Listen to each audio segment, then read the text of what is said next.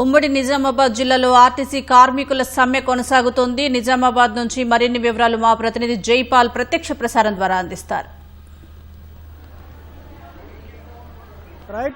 ఉమ్మడి నిజామాబాద్ జిల్లాలో ఆర్టీసీ కార్మికుల సమ్మె ప్రశాంతంగా కొనసాగుతుంది. అర్ధరాత్రి నుంచి కూడా ఆర్టీసీ కార్మికులందరూ కూడా ఆ సమ్మెలో పాల్గొంటున్నారు. ఆర్టీసీ కార్మికుల సమ్మెతో దాదాపు 6 డిపోల పరిధిలో 650 పైగా బస్సులు, అదేవిధంగా దాదాపు 1884 మంది కార్మికులు ఇక్కడ సమ్మెలో పాల్గొంటున్నారు. 650 పైగా బస్సులు అయితే ఎక్కడికక్కడ డిపోలో నిలిచిపోయాయి. ఉదయం నుంచి కూడా బోధన్, అదేవిధంగా ఆర్మూరు, బాన్స్వాడ, కామారెడ్డి డిపోల ముందు, బస్టాండ్ల ముందు కూడా ఆర్టీసీ కార్మికులు ధర్నా చేపట్టారు.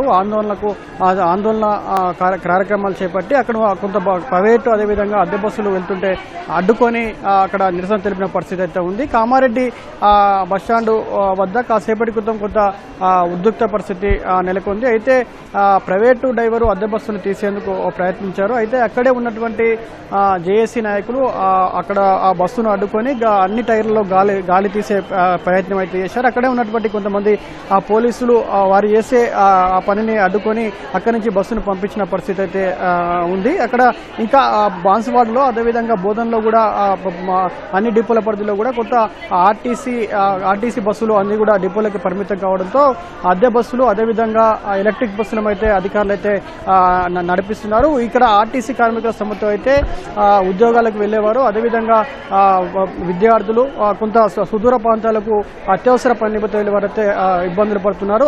ప్రయాణికులు ముఖ్యంగా అవస్థలు ఎదుర్కొంటున్నారు. కొంతమంది ప్రయాణికులు అయితే ప్రైవేటు వాహనాలను అయితే ఆశ్రయిస్తున్నారు. మరికొంతమంది సొంత వాహనాలు, కొంతమంది రైలు మార్గాన కొంత ప్రయాణించే పరిస్థితి అయితే మనకు కనిపిస్తుంది. అయితే అద్దె బస్సులు కూడా ప్రయాణికుల రద్దీకి అనుగుణంగా అద్దె బస్సులు లేకపోవడంతో కొంత ప్రయాణికులు ఇక్కట్లు పడుతున్నారు. ఉదయం నుంచి కూడా బస్టాండ్లలో పడిగాపులు కాస్తున్న పరిస్థితి అయితే ఉంది. కాకపోతే అధికారులేమో ప్రయాణికుల రద్దీకి అనుగుణంగా అద్దె బస్సులు నడుపుతున్నామని, ప్రయాణికులకు ఎలాంటి ఇబ్బంది లేకుండా చూస్తున్నామని చెప్పేసి అయితే అధికారులు చెప్తున్న పరిస్థితి ఉంది. ఇటు ప్రయాణికులు మాత్రం అద్దె బస్సులు మాకు ఏమాత్రం సరిపోవట్లేదని చెప్పేసి ప్రయాణికులు చెప్తున్నారు.